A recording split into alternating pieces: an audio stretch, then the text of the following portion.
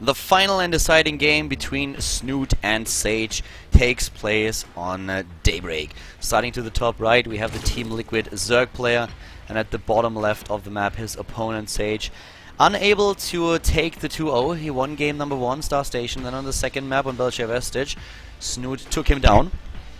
This is, by the way, a game that is being played on the Korean server, so both players are currently in Korea, therefore we don't have lag issues between the two of them. And I am really interested to see what kind of style we're going to see from Snoot in this game. Sage's attacks in the last game didn't really work. His macro, I don't quite know what happened in the last game, to be quite honest with you. I mean, Sage played a really solid first game, and in game number 2, his macro, let's be honest here, it was shit. He tried to hit gateway timings, and he was supplier blocked 3 times while trying to execute his gateway timing, which is very uncharacteristic. We've seen the guy take out Hyun, and he played very strong before. So I feel there was something that just didn't add up. Maybe he's tired. It's 3 AM currently in Korea, so that might have been an issue here. Maybe something else happened. He was distracted for some reason. Whatever it was, he did not play a very good game here. And I personally think this is very atypical for Sage's usual performance. So I feel this time it's going to be a little bit different. If he really tries to hit a timing, he will make sure that he's not going to be supplier blocked after the first round of warp-ins, or after he warped in like half his units. We have to find out what exactly his plan is here. But he's going to change up his build a little bit. We have actually a Nexus first in this game. And usually what you see with the Nexus first is in the main base the Forge after this. I'm really interested in this build. It's just so cool to see these builds, and we have so many players in the matches that we cast these days to still go for the Forge. Having this gateway style coming back again was really awesome in the first 2 games, but as expected, we now have the Forge in the main base, and with the Forge in the main, you're trying to hide the upgrade pattern that you're going for. Snoot should also adjust his build. What we would expect from Snoot is going for his third base a lot faster than he did in game 1 and 2. Roughly around 350 to 420. That's when we should see the third base for him. That would not be the normal timing. And with the drone heading out here, I guess that is exactly what's going to happen here. Yeah. So this is really sweet. I mean, this shows a bit what we were talking about earlier. This showcases just what you have to do when you are up against a gateway expand or what you're up against a Forge expand. Different timings for the third base because of the added pressure towards the third. If you have your opponent starting up with a Forge first, it's always easier to take this third, and you can take it much faster than when you have to deal with the gateway opening. So really awesome. Looking now at the probe, we see on the other hand that Snoot is being spotted here, but the Hatch also saw the probe. So it's not like the Protoss player can just suddenly drop pylons here and cannon rush him at the third base. Always a bit of a danger that you run, but what you would usually do as a Zerg is run your first links over to the bottom right to make sure that there is no pylon. But he could have done it, could have tried it. He's just hiding and trying to make sure that later on he will be able to not only get another glimpse of the main and the natural, but also adds another pylon. And we have the Overlord still with the safety that there can't be any kind of sentry or stalker that could shoot it down. Hovering over there, having a look at the Nexus. And for now, this is a little bit of a more quiet and calm game, but we have now the +1 attack upgrade being chrono boosted, and that is something that Snoot does not know. So this looks like gateway pressure. This looks like we are going to see gateway aggression from Sage. The question being is like, how heavily is he committed to this? How heavy is he going to commit his resources to this aggression? The Zealot is gonna move in right now, moving over there. Do we have a pylon? Not just yet. Stargate is being built. We've seen actually like really strong timings with Void Rays and then added gateway units at the ground with +1 attack. Very strong, really strong. And here come the gateways. 1, 2 at the front. He has 3 now in total. He's waiting for the gateway research. Gateway number 4 is being added in the main base. So he's working towards timing. He's walking towards the timing here, and this could do a lot of damage. What he's doing here is, by the way, just trying to take down the hit points on the queens. He wants to damage the queens because the queens are going to be the only anti-air that will be available to the Zerg player once that Sage arrives with his air units. and I would be very surprised to not see him at the first ones. Not going into the Void Ray, but instead adding the Phoenix. But the more damage the Queens are, the easier it is for the Phoenixes to move in, take down the Queens, and shut down the anti-air. Really important here and pretty awesome. So currently at the bottom right we have the pylons being spotted. So far Snoot is doing an excellent job here, having the map awareness and also the Zerg patrolling everywhere to find out where are the warp in pylons. He didn't spot this one though, and he also didn't see the one here at the bottom. So he's doing a decent job, but it's not enough. He needs to be more map aware than this. He needs to find out more what's happening at this point, and he's really trying to pull it off, but we have the aggression already moving in. Snoot is being supply blocked now that the Phoenixes are taking down his overlords. Double gas being taken here at the natural, but for now it looks like Sage is just trying to back off here. He killed one harvester, that's all that he could take down with this.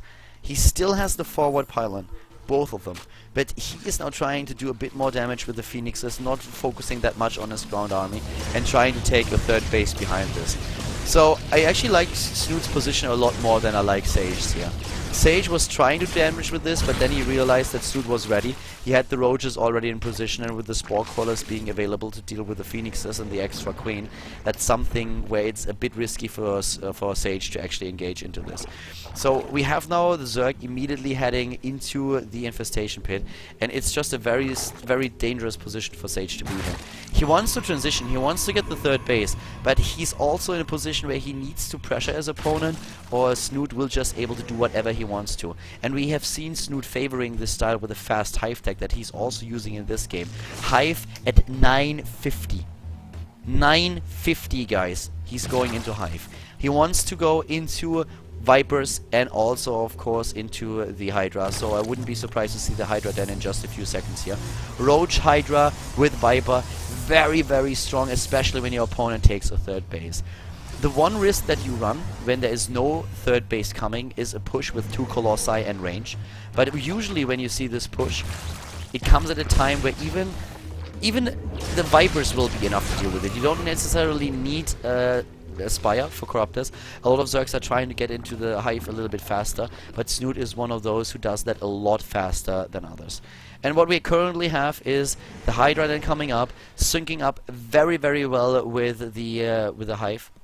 And units trying to at least do a little bit of damage at the third base. Not too much here. The force field's trying to stop them, but you can't commit too much to this. Maybe 1 or 2 are going to die here against the Phoenixes, but that is basically going to be it. So in this situation, Snoot has a brilliant timing that he can use against this. Sage is also not trying to go into the Colossi. He's instead adding the Templar Archive for Storm. Whatever you go for, you need area of effect damage. You need something that melts away light armored units. And that is exactly what Hydralisks are. But right now, I am very much afraid that Sage might lose to a very similar timing that Snoot used in game number 1. We don't really have upgrades for him, as you can see. There are no upgrades whatsoever for Snoot, so that's why he also was able to go into this fast tech, because that's where all the gas went. But he's losing too many Hydralisks here. This is a big problem. If you invest this much of your tech and this much of your gas into Hydralisks, you have to keep them together when you know that there are Phoenixes on the map. Phoenixes do extra damage against light armor units, and Hydralisks in small numbers are very much exposed against them. Bottom left of the map now in the main base. Chrono boosting on the forges, plus 2 attack upgrade being researched, additional gateways being added. And here comes Snoot, and you can see already at the overall supply that this is a 6 supply difference, and this third base, can he really hold this? The Vipers are on full energy, nearly. They can use the Abduct, the Observer sees it, but well, usually scouting information are half the battle, but this time, the army, no, not in the choke point. Nice feedback. Gets the feedbacks off. Blinding Cloud would be much more helpful here than Abduct. Maybe Abduct against those Immortals, but that's the only one thing that he could do. Double upgrades now behind this. Moving into the third base.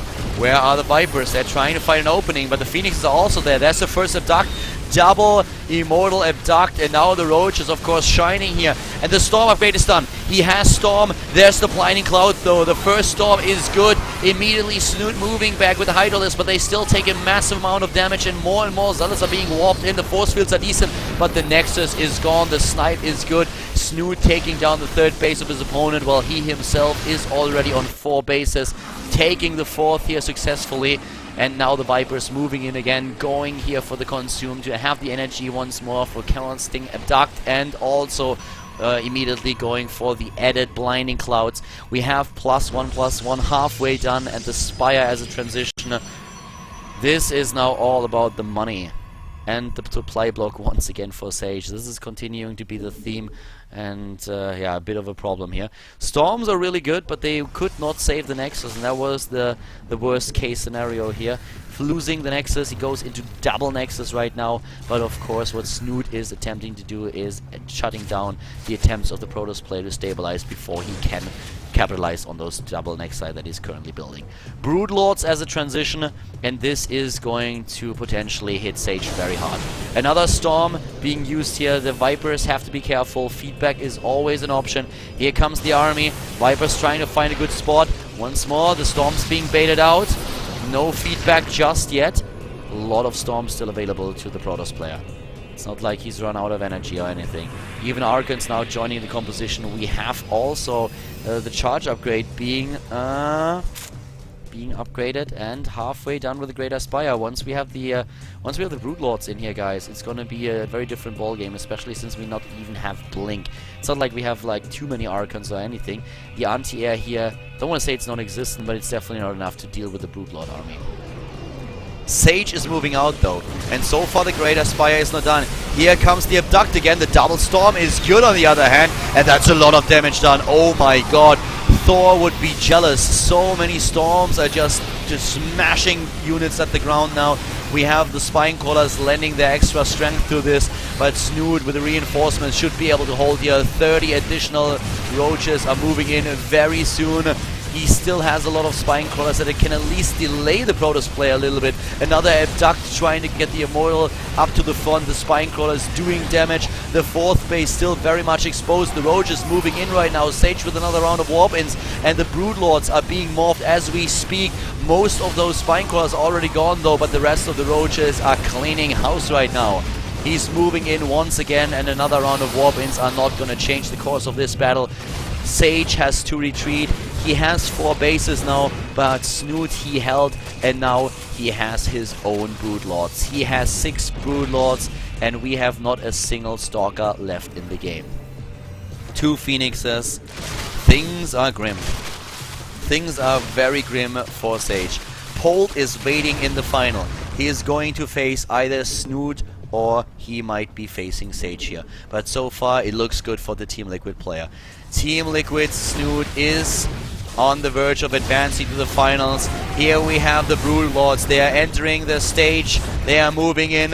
Void Rays being built right now. Too little, too late. The Roach is on the roll. Immediately we have 2 Abducts on the Immortals, and Sage realizes this is it. GG! And Polt versus Snoot. That's going to be our final. Snoot wins the best of 3 here and advances to face the Terran player.